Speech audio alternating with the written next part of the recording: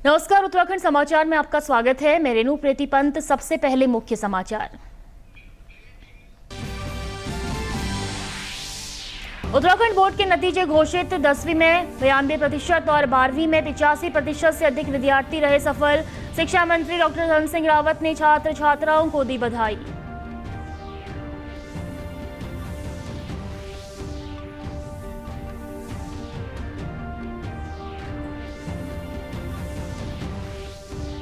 केदारनाथ धाम में यात्रियों की सुरक्षा के लिए पुलिस, पीएससी, एसडीआरएफ, एनडीआरएफ समेत सुरक्षा बल मुस्तैद। हेली सेवा के लिए आधिकारिक वेबसाइट से ही बुकिंग कराने की सलाह।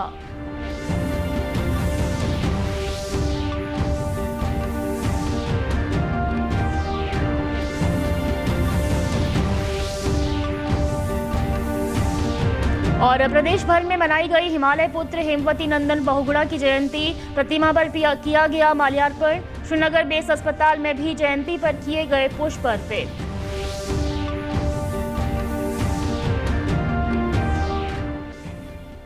अब समाचार विस्तार से। उत्तराखंड विद्यालय शिक्षा परिषद के हाई स्कूल और इंटरमीडिएट के 2 लाख से अधिक विद्यार्थियों का इंतजार आज पूरा हो गया है। राज्य के माध्यमिक शिक्षा मंत्री डॉक्टर धन सिंह रावत और माध्यमिक शिक्षा निदेशक मुकुल सती ने रामनगर स्थित बोर्ड कार्यालय में 10वीं और 12वीं कक्षा के नतीजे घोषित किए हैं। जारी किए गए आंकड़ों के अनुसार इस वर्ष हाई स्कूल में 92% से अधिक विद्यार्थी सफल रहे हैं, जबकि इंटरमीडिएट में 85% से अधिक छात्र छात्राएं सफल घोषित हुए हैं। नतीजे जारी करने के साथ ही बोर्ड ने टॉपर्स की लिस्ट भी जारी कर दी है। हाई स्कूल में रामनगर स्थित एमपी इंटर कॉलेज के छात्र अक्षत गोपाल ने 98.20% हासिल कर प्रदेश में पहला स्थान प्राप्त किया है। वहीं इंटरमीडिएट में बागेश्वर की गीतिका पंत और उधम सिंह नगर की सुशीला महेंद्री रत्ता ने संयुक्त रूप से टॉप किया है। दोनों छात्राओं ने एक समान 490 अंक हासिल किए हैं। छात्र आधिकारिक वेबसाइट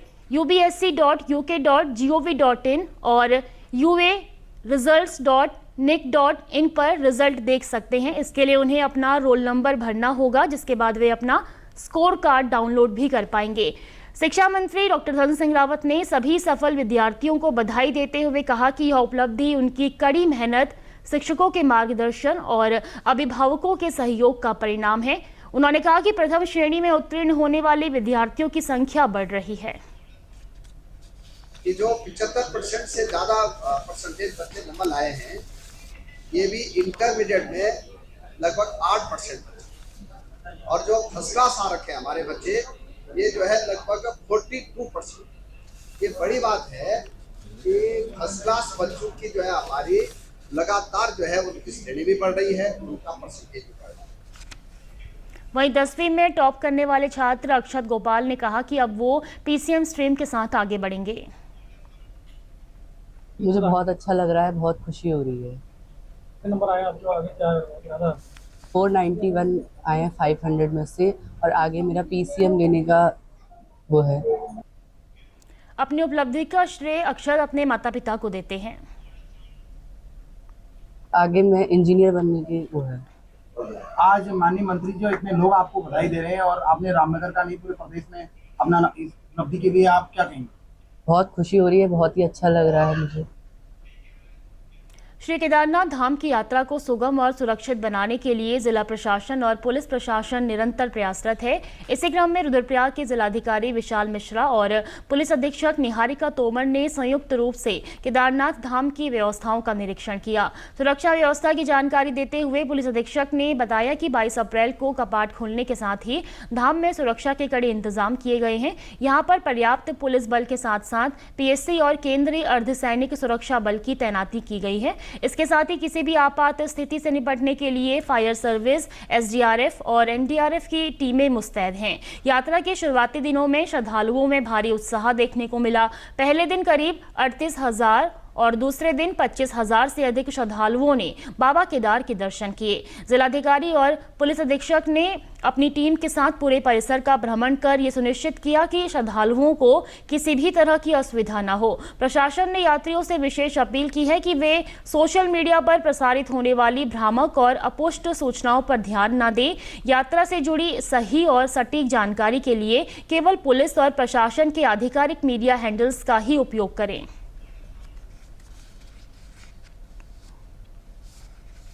हमारे द्वारा यहाँ पे समुचित मात्रा में पुलिस बल को स्थापित किया गया है। पुलिस बल के साथ साथ यहाँ पे PAC, CAPF की फोर्स तैनात है और साथ ही हमारी फायर SDRF की टीम्स हैं और हमारे ATS और जो हमारा BDS वो भी लगातार यहाँ पे सघन चेक इन अभियान चलाए रहे हैं। पुलिस और प्रशासन दोनों मिलकर यहाँ पर लगातार निरीक्षण कर रहे हैं। मेयर और जिलाधिकारी महोदय द्वारा भी यहाँ पर पूरी टीम के साथ संयुक्त निरीक्षण किया गया है ताकि किसी भी श्रद्धालु को यहाँ पर किसी भी प्रकार की समस्या का सामना ना करना पड़े। मेरा सभी से अनुरोध है कि कृपया सोशल मीडिया पर जो भ्रामक और अपपुष्ट सूचनाएं फैल रही हैं उन पर ध्यान ना दें और केवल जो औपचारिक मीडिया हैंडल्स हैं हमारे पुलिस के प्रशासन के, केवल उनसे सूचना प्राप्त करें।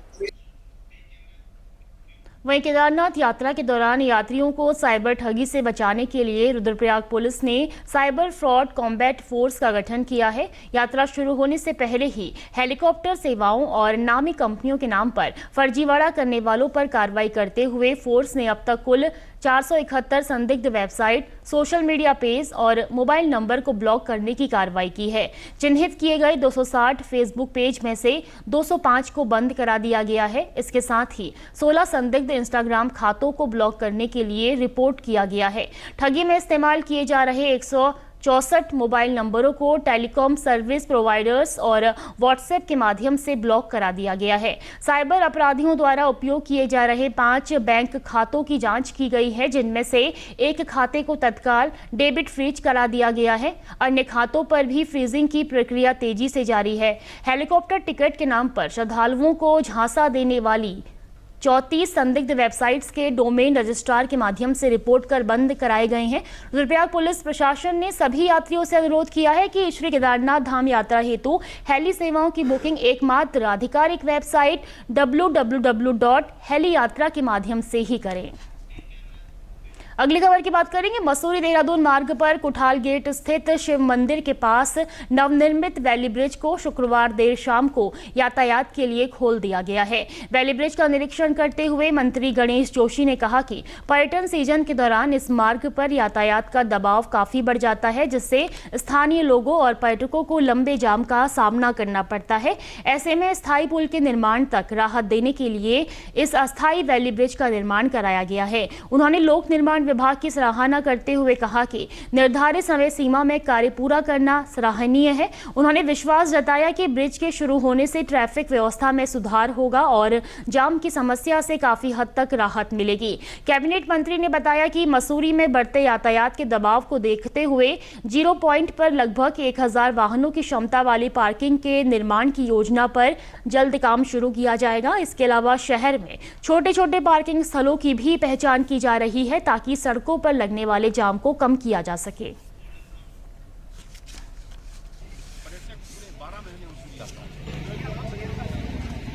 16 सितंबर की आपदा को यहाँ पुल क्षतिग्रस्त हो गया था। पूर्व में हमने तुरंत 3 दिन के अंदर एक वैली ब्रिज यहाँ पर बनाया, लेकिन वह सकरा होने के कारण अक्सर यहाँ पर जाम लग रहे थे और समय लोगों की मांग थी। हमारे माननीय अध्यक्ष रजत जी ने, हमारे पार्टी के सभी कार्यकर्ताओं ने, स्थानीय जनता ने उससे मांग की थी कि यहाँ पर एक वैली ब्रिज और बनाया जाए। हालांकि हमने यहाँ पर एक परमानेंट पुल भी सैंक्शन कर दिया है, शीघ्र उसका काम शुरू हो जाएगा। देहरादून में शुक्रवार देर रात मॉक ड्रिल आयोजित की गई, जिसमें एयर अटैक जैसी परिस्थितियों में आपदा प्रबंधन तंत्र की तत्परता और तालमेल को परखा गया। सूचना मिलते ही शहर में ब्लैकआउट लागू किया गया। घंटाघर, ISBT, आराघर और रायपुर जैसे क्षेत्रों में बमबारी के परिदृश्य बनाए गए। प्रशासन, पुलिस, सेना, NDRF और SDRF की संयुक्त टीमों ने राहत और बचाव कार्यों का अभ्यास किया। इस दौरान घायलों को सुरक्षित निकालकर अस्पताल पहुंचाने, बम निष्क्रिय करने और आपात सेवाओं की बहाली जैसी व्यवस्थाओं का परीक्षण किया गया।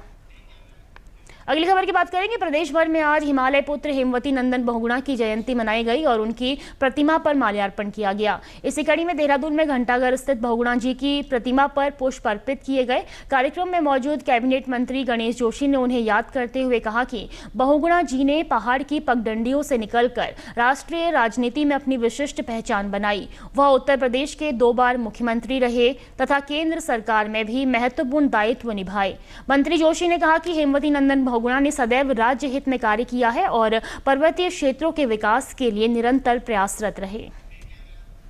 वहीं बेस अस्पताल श्रीनगर में उत्तर प्रदेश के पूर्व मुख्यमंत्री हेमवती नंदन बहुगुणा की 107वीं जयंती श्रद्धा और उत्साह के साथ मनाई गई। इस अवसर पर मेडिकल कॉलेज के प्राचार्य डॉक्टर आशुतोष सयाना सहित फैकल्टी सदस्य, अधिकारी और कर्मचारियों ने स्वर्गीय बहुगुणा के चित्र पर पुष्प अर्पित कर श्रद्धांजलि दी।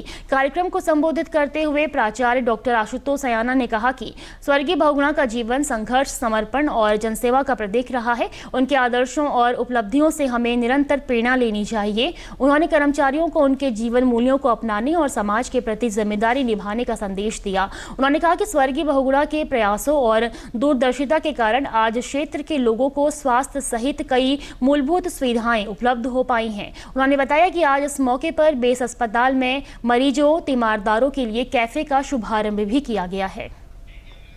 इसी के साथ अभी तक के समाचार समाप्त हुए। दूरदर्शन समाचारों से जुड़े रहें। मिलते हैं फिर शाम 5 बजे के बुलेटिन में। नमस्कार।